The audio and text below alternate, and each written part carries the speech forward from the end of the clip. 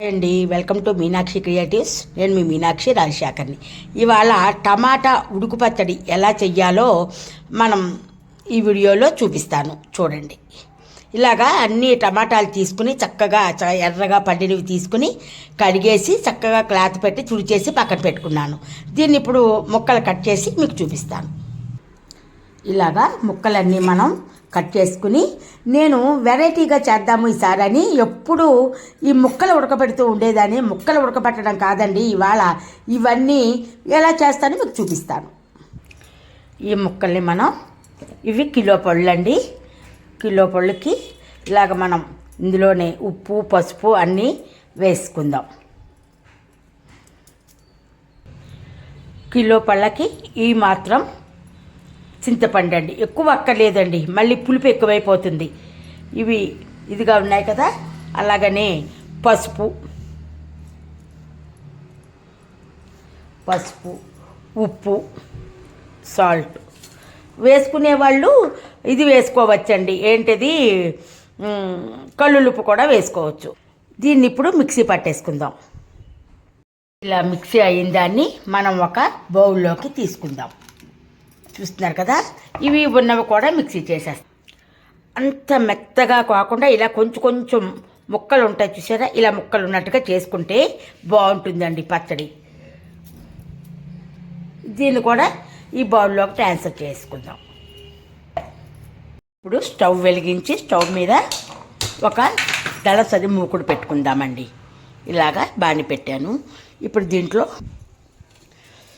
మనం ఒక పావు కేజీ వరకు, కేజీ ఇది కదండి, కేజీ పళ్ళు కదా, పావు కేజీకి ఎక్కువగా నూనె వేసుకుని మళ్ళీ పోపు పెట్టినప్పుడు కొంచెం ఎక్కువ వేసుకుంటాం అన్నమాట.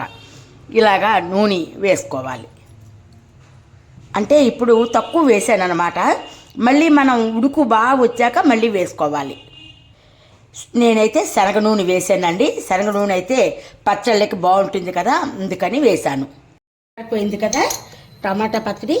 దీంట్లోకి ఒక స్పూన్ ఆవాలు మెంతులు పొడి వేచి కొట్టుకున్నది ఒక స్పూను పావు వేస్తున్నానండి. అయిపోయాక మనం కారం కూడా మన టేస్ట్కు తగినంత అండి. ఇది పెద్ద కొలత ఏం అక్కర్లేదు, నిలవ పచ్చడి కాదు కదా, అందుకని ఒక 3 స్పూన్లు వరకు కారం వేసాను. దీన్ని శుభ్రంగా కలిపేసుకుందాం చక్కగా.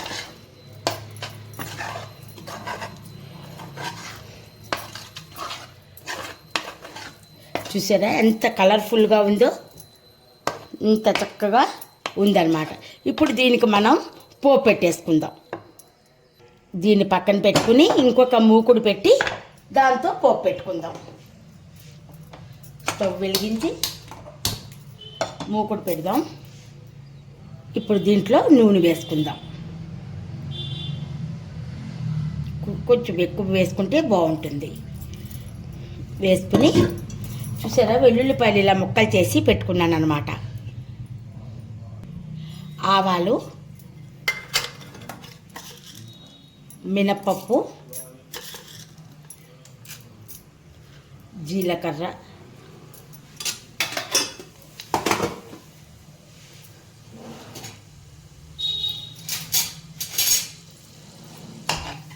వేసుకుని చక్కగా వేయించుకుందాం. ఇవి ఎర్రగా అవ్వాలండి, ఎర్రగా అయితేనే బాగుంటాయి.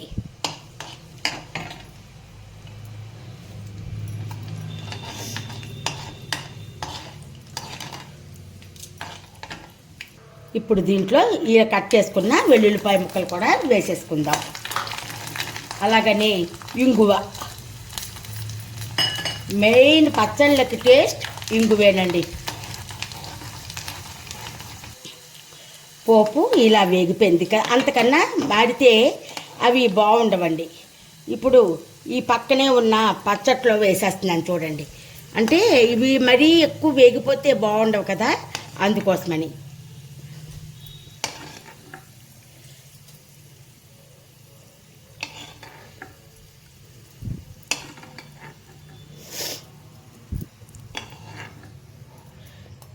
అంతేనండి.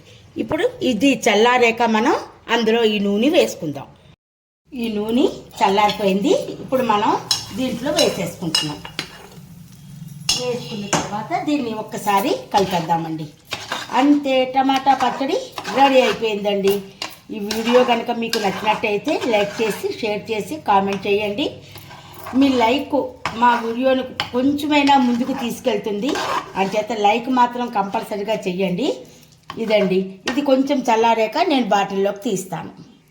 ఈ బాటిల్లోకి నేను తీసేస్తున్నానండి.